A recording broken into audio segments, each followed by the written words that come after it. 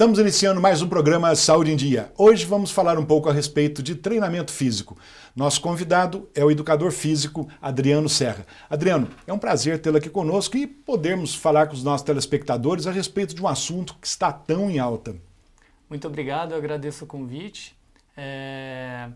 Eu sou formado já em Educação Física há algum tempo e me pós-graduei na Unifesp, Universidade Federal de São Paulo, onde eu fiz pós-graduação em Fisiologia. Fiz alguns cursos também na área de treinamento, na área de Educação Física, e hoje eu participo de um grupo de estudos a respeito de treinamento de força lá na Unicamp, né? Então é um prazer estar aqui. Vamos conversar uma coisa, os procedimentos básicos para quem quer iniciar um programa de exercício físico, quais seriam, Adriano?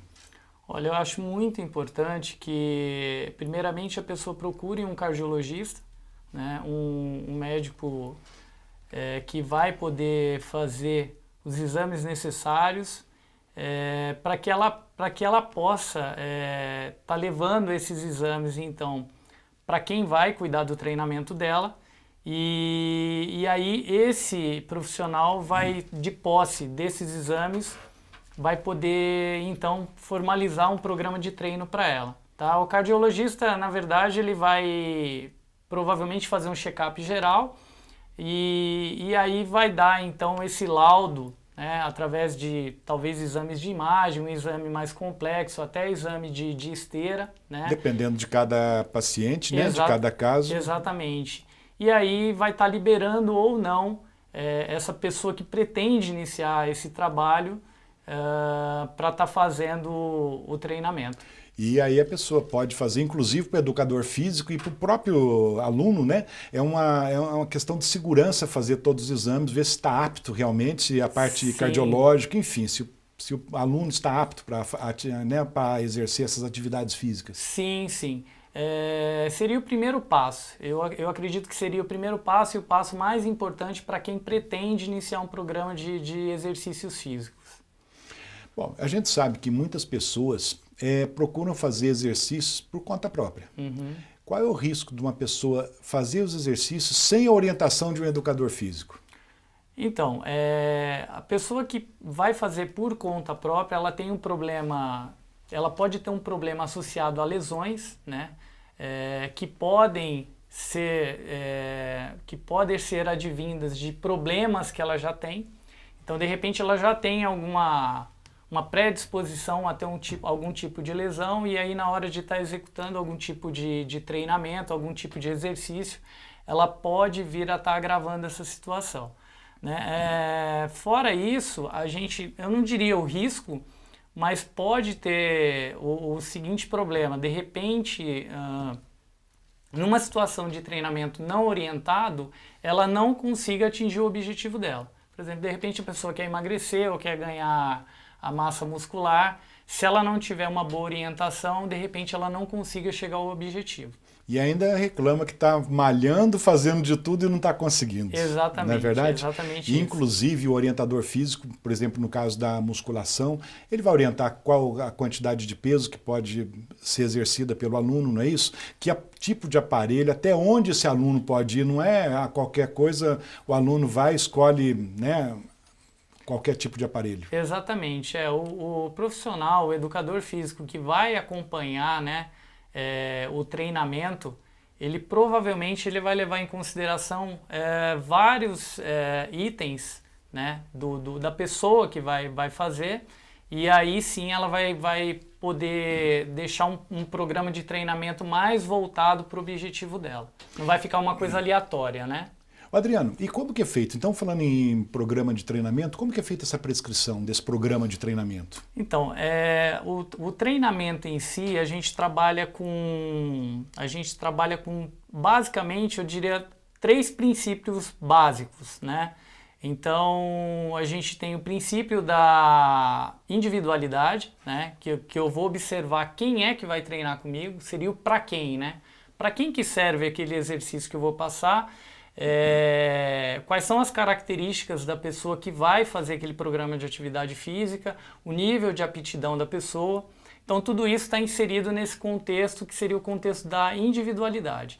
Depois eu teria o contexto da sobrecarga, que seria uma programação de sobrecarga de exercícios provavelmente progressiva, tá? Que aí, no caso, a gente tem, até falando em termos técnicos, a gente tem a periodização. A gente tem hoje vários modelos de periodização de treinamento.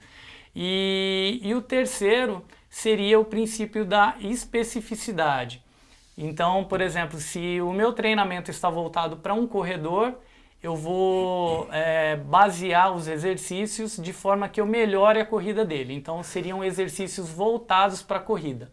Não especificamente o exercício da corrida em si, mas exercícios que melhorem a condição física para o meu cliente. E é isso que a gente sempre comenta, né? Então, olha só a importância, né, de uma orientação de um educador físico, do que a pessoa está fazendo. Tudo isso que você falou e a pessoa às vezes se propõe a fazer sozinho, tudo errado, né, Exatamente, Adriano? exatamente. Adriano, falar em tudo errado, o que você acha, na tua opinião, esses programas de atividade física que vêm nas redes sociais? Sempre tem algum filme, aulas, o que você acha disso? Então, eu classifico assim, a gente tem hoje alguns profissionais que são habilitados, né? No caso, educadores físicos ou profissionais que trabalham na área de treinamento, que fazem essa divulgação nas mídias, né? Muitas vezes essa divulgação é feita com caráter informativo. Então, ou ela serve para um outro profissional da mesma área que está lendo ali a notícia, ou ela serve como caráter informativo para algum leigo que de repente pratica atividade para ele estar se informando. Mesmo assim, para quem quer praticar, quem quer fazer realmente o treinamento de maneira adequada, não é ideal que ele pegue aquelas informações ali e tente executá-las na prática, né? Sempre é bom estar ao lado de um profissional capacitado para poder transferir isso. E a gente tem também um outro lado, né, que seria o exercício ilegal da profissão, de profissionais que não têm a habilitação específica para estar orientando a respeito de exercícios e o fazem... E que ainda colocam em redes sociais. Exatamente, né? Exatamente. E mesmo pode até ter matérias, né, de leigos no assunto, colocando alguma coisa, porque a rede social aceita tudo, né? Você basta colocar. Então, quem estiver interessado em algum exercício, acho que a primeira coisa é procurar um educador físico. Exatamente. Não é verdade? Adriano, nós vamos para um breve intervalo, já voltamos com o programa Saúde em Dia. Voltamos com o programa Saúde em Dia, conversando aqui com o Adriano Serra, que é educador físico. Adriano, na tua opinião, quantas sessões por semana uma pessoa consegue chegar ao objetivo? Acredito que depende muito também de pessoa para pessoa, do tipo, do porte físico de cada um, da resistência, mas assim, de uma maneira geral. Então, a OMS, né, que é a Organização Mundial da Saúde, ela preconiza pelo menos 150 minutos semanais. Daria 2 horas e meia de atividade. E fala também que as sessões teriam que ser a partir de 2 sessões, se eu não me engano. Então, assim, se forem 3 sessões de 50 minutos de exercício moderado. Né? Por semana. Por semana. Mas é claro que isso teria que ser respeitado o que o senhor falou, a respeito da individualidade de cada um, o nível de aptidão. Exatamente. Porque, de repente, esses 50 minutos de forma moderada podem ajudar ou manter a pessoa no mesmo nível. Né? Se a pessoa tiver um nível de condicionamento muito bom, de repente 50 minutos de atividade moderada para ela não vai resolver o problema. Não vai resolver nada, né? E a caminhada, o que você diz?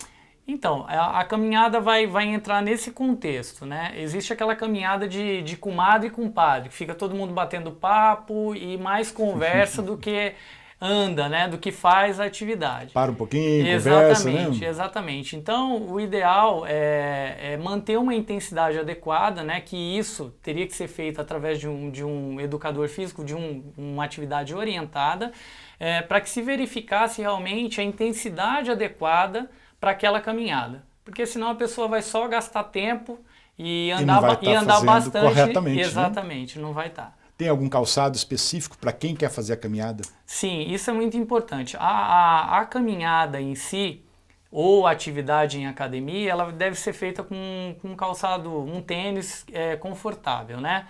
Agora, existem atividades específicas, por exemplo, a corrida, que aí o ideal seria se procurar empresas especializadas que podem verificar o tipo de pisada da pessoa e estar instruindo sobre um tênis adequado.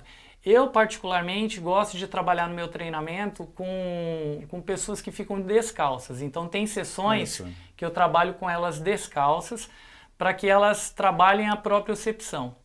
Então, eu acredito que o pé ele deve ser rígido para produzir energia. Então, um trabalho de força bem feito tem que ter um pé rígido. Certo. E também deve ser flexível para poder absorver impacto. E aí, às vezes, o pé está dentro do calçado, a gente não consegue trabalhar essa propriocepção. E se o calçado ainda foi inadequado, pior ainda. Pior né? ainda, pior ainda. Adriano, por que é muito difícil, às vezes, a pessoa ganhar massa muscular ou perder peso? O problema, eu acho que o problema maior dessa situação seria a questão de não conseguir associar a dieta com o exercício físico. Então, quando não se consegue fazer uma dieta adequada, e aí se treina bem, ou se treina mal e faz uma dieta, não consegue se chegar a um resultado. Então tem que ser o conjunto? O conjunto todo para poder a gente chegar de repente num objetivo mais coeso. Basicamente, quais seriam assim, os exercícios mais recomendados para quem quer ganhar massa muscular ou emagrecer? Então, na questão do emagrecimento, há um tempo atrás se acreditava que só o exercício aeróbio, aquele de atividade de longa duração mais moderada, ele tinha um efeito maior sobre o emagrecimento.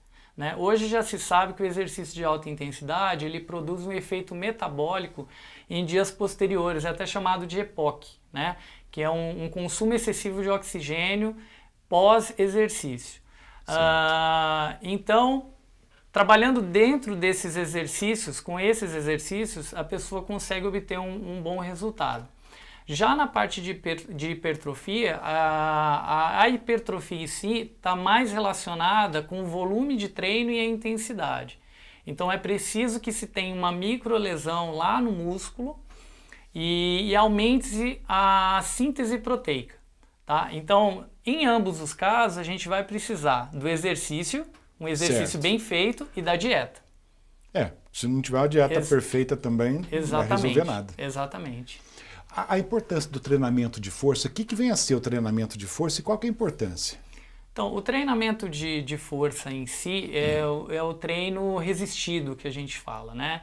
E ele, embora as pessoas ainda associem com o tamanho, né? Achem que as pessoas que normalmente são muito volumosas, são grandes, são aquelas que são fortes, isso não é bem verdade.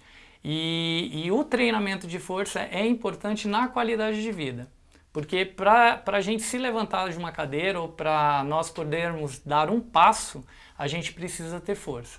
Então, tanto para mulheres quanto para homens idosos, a gente precisa trabalhar através do treinamento de força. Olha só como que é importante a orientação de um educador físico, né, Adriano? Adriano, a falta de flexibilidade tem alguma consequência para o corpo, para o organismo? Sim, hoje a gente sabe que a associação de um movimento, por exemplo, às vezes a pessoa tem uma falta de mobilidade em alguma das articulações, ela acaba afetando no contexto geral. Então, a gente precisa se mover bem para que a gente consiga ter uma melhor qualidade de vida. Então, as pessoas que têm falta de mobilidade podem estar sujeitas a problemas posturais e não se movimentar corretamente. Então aí vem algum tipo de lesão, alguma coisa assim. Exatamente. Né? E a liberação miofascial, o que significa isso?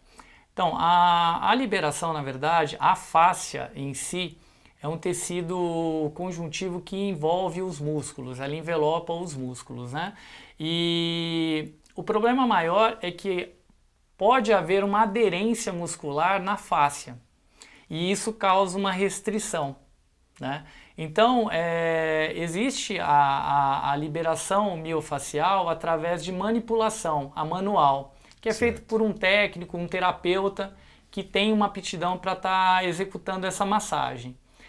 Eu trabalho com a liberação no rolo, tá? É um rolo de liberação, um foam roller, onde a pessoa desliza sobre o rolo, tá? Certo. E tem um posicionamento, um tempo correto para estar fazendo, e aí a gente consegue liberar esse músculo para que a gente consiga ter uma amplitude correta na hora de fazer o exercício. Então a gente faz isso antes do treino, a gente faz uma preparação Seria antes como do treino. um alongamento, então. Exatamente. Ele, na verdade, ele solta... Só que vai liberar a musculatura. Isso. As pessoas até chamam de soltura. Certo. Né? Porque ele solta aquela musculatura, desprende a musculatura da fáscia, e aí você consegue ter um deslizamento muscular melhor. Né? Além do que já foi comprovado também N benefícios que a liberação tem para quem pratica. Muito bom. Adriano, nós vamos fazer um breve intervalo, já voltamos com o programa Saúde em Dia. Voltamos com o programa Saúde em Dia. E hoje falando a respeito de treinamento físico, o nosso educador físico é Adriano Serra. E neste bloco também a presença da Juliana com as perguntas de nossos telespectadores. Bom, Juliana, o assunto, a gente sabe que é um assunto assim que dá uma repercussão muito grande. Como que estão as perguntas dos nossos telespectadores? Doutor Luciano, recebemos várias perguntas aí dos nossos telespectadores, né? E o Adriano está aqui hoje para poder, né, responder e tirar também as nossas dúvidas, Exatamente. Né? Para a gente tomar cuidado, né, de não querer fazer algum tipo de exercício em casa, né? Porque pode ser muito prejudicial para a gente, né? Algum problema, né, de coluna, alguma coisa assim. Então a gente tem que tomar bastante cuidado tipo com de isso, lesão, né, Juliana? Isso. Então, gente, vamos procurar um educador físico aí, uma pessoa que seja, né, habilitada, adequada para estar nos mostrando os exercícios corretos, certo? Correto, Juliana. E lembrando também, doutor Luciano, aos nossos telespectadores, que envie suas perguntas, né, suas dúvidas para o nosso e-mail, drluciano@programasaudeendia.com.br, que curta também nossa página no Facebook e no Instagram, Programa Saúde em Dia, e também que possa mandar, né, suas perguntas, né, alguma dúvida para o doutor Luciano pelo Facebook pessoal dele, Luciano Tadeu Simão Encrossi. É isso mesmo, Juliana. Adriano, deixa eu te fazer uma pergunta. O agachamento, que a gente vê que muita gente acaba praticando, ele é perigoso? Então, eu classifico o agachamento em dois grupos, vamos falar assim, dois tipos. Nós temos o movimento de agachar, que é um movimento natural nosso, né? E a gente tem o exercício de agachamento. Certo. Então, o que acontece é o seguinte, muitas vezes as pessoas que não conseguem fazer um movimento de agachar, não vão conseguir executar um exercício de agachamento. E o movimento de agachar, ele é muito importante. A gente de repente não se dá conta disso. Mas uma pessoa que não consegue ficar numa posição de cócoras, pode ter realmente um problema de mobilidade, um movimento uma falta de força, né? E isso, para quem entende, para quem vai de repente avaliar um movimento, pode ser o primeiro sinal de que tem alguma coisa errada. Então, a necessidade realmente do educador físico, né, Juliana? Com certeza. Para orientar e fazer os exercícios de acordo, né, conforme necessita. Uhum. Deixa eu te perguntar outra coisa. Você trouxe, além do rolo, você trouxe mais um material aí para mostrar para os nossos telespectadores, né, Sim, Adriano? na verdade, esse aqui a gente fala que é um rolo de automassagem, né? Porque o aluno, ele mesmo se posiciona sobre o rolo e ele mesmo vai fazer a massagem em si próprio. Né? Inclusive, a pressão exercida no músculo advém do peso corporal da pessoa. Então, aquele movimento de fricção, nesse tipo de rolo, ele vem através do peso corporal da pessoa. Aí a gente tem aqui o stick, que o personal, ele aplica a massagem.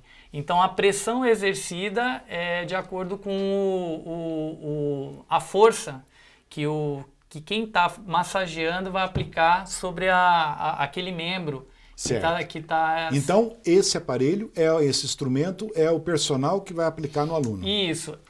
Em alguns locais, o próprio aluno até consegue. Por exemplo, aqui na região anterior da coxa, de repente o aluno sentado numa posição semi-ajoelhada, ele mesmo consegue fazer. O detalhe interessante é que muitas vezes o aluno não coloca a força necessária, porque essa massagem, ela é dolorida. Ela é dolorosa, no caso, né? E aí... já é como se fosse um mecanismo, né, de autodefesa. Você vai passar, sentiu a dor e para. Né? E o interessante é realmente massagear naquele ponto de tensão. Juliana, vamos passar para as perguntas dos nossos telespectadores? Vamos lá, doutor. Adriano, alguns exercícios podem agravar problemas posturais pré-existentes? Sim, é importante a avaliação de um educador físico antes do início de um programa de treinamento, porque às vezes a pessoa tem um problema de desequilíbrio muscular, então não é um problema visualmente detectável, né? A pessoa não vai, o educador físico às vezes não vai conseguir ali, olhando para a pessoa, detectar, mas através de um movimento ele consegue visualizar o que está acontecendo de errado. Então, se isso não for detectado antes do início de um programa de atividade física, pode ser que esse problema seja agravado. Recebemos mais uma pergunta aqui dos nossos telespectadores, doutor. Quais são os exercícios, Adriano, indicados para pessoas que sofrem com lombalgias? Então, a lombalgia é um problema comum, né? Na maior parte dos casos, existe aí um problema de falta de mobilidade e um problema de força de cadeia posterior. Então, o ideal é trabalhar em cima dessa conjuntura, né, para poder melhorar essa circunstância aí. Ok. Adriano, exercícios voltados à preparação física de corredores são específicos? Sim, são específicos. Se você fizer uma avaliação biomecânica da corrida, a gente vai detectar que existem vários movimentos embutidos no ato de você correr. Então, muitas vezes, as pessoas que pensam só em fortalecer membros inferiores porque correm ou porque pedalam, não vão obter muito êxito na forma de se treinar. O ideal para se otimizar isso seria fazer uma avaliação biomecânica, né? O profissional que trabalha com o corredor, fazer uma avaliação do movimento, do gesto desportivo em si e tentar melhorar isso através do treinamento. Qual a sua opinião sobre treinamento funcional e crossfit? Então, são excelentes modelos de treinamento. O que acontece é que muitas das vezes eles trabalham com movimentos muito complexos. Então, para se trabalhar com um movimento complexo e amplo, você tem que seguir uma progressão. Então, o profissional que vai trabalhar com um aluno, principalmente o aluno iniciante, ele tem que tomar esse cuidado e seguir uma progressão para que todos os exercícios sejam feitos da maneira correta. Beleza. Doutor Luciano, por hoje são essas as nossas perguntas. Até pela questão do tempo também, que é um pouquinho corrido também, né? Exatamente. E lembrar também aos nossos telespectadores para mandar suas dúvidas e sugestões de perguntas para o e-mail drluciano@programasaudeemdia.com.br e agradecer também a audiência dos nossos telespectadores. Muito bom. Que curta a nossa página no Instagram e no Facebook, Programa Saúde em Dia. Isso mesmo, E Juliana. até a próxima semana, se Deus quiser, né, Se doutor Deus Luciano? quiser. Adriano, antes de agradecê-lo, eu gostaria que você deixasse uma mensagem para os nossos telespectadores, se possível. Sim. A mensagem é que quem deseja começar um programa de atividade física, de exercício físico, que procure um educador físico, um profissional capacitado e habilitado para que possa realizar um treinamento que chegue ao objetivo desejado. Adriano, muito obrigado pela presença. Juliana, muito obrigado pela presença. Chegamos então ao final de mais um programa Saúde em Dia. Fiquem com Deus e até a próxima semana.